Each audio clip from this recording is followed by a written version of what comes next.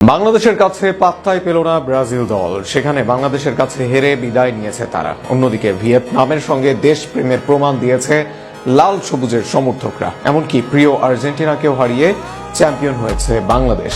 এক কথায়, যতই ব্রাজিল আর্জেন্টিনাকে সাপোর্ট করা হোক না কেন, সবার আগে নিজের দেশ। আরো বিস্তারিত থাকছে প্রতিবেদনায়।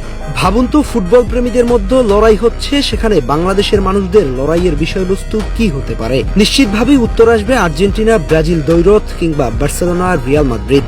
তবে একটা প্রশ্ন অনেকেরই ছিল, সেটি হচ্ছে যদি নিজ দেশের সাথে নিজের প্রিয় দলের খেলা হয়, সেক্ষেত্রে কাকে বেছে নিবে বাংলাদেশিরা?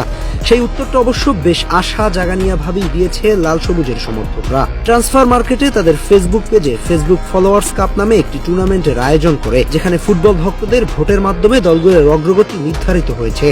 32টি দলকে বাছাই করা হয় বাজার মূল্য বিবেচনায়। এরপর ভোটের মাধ্যমে এক এক ধাপে বিজয়ী দল নির্বাচিত হয়। বাংলাদেশ দলের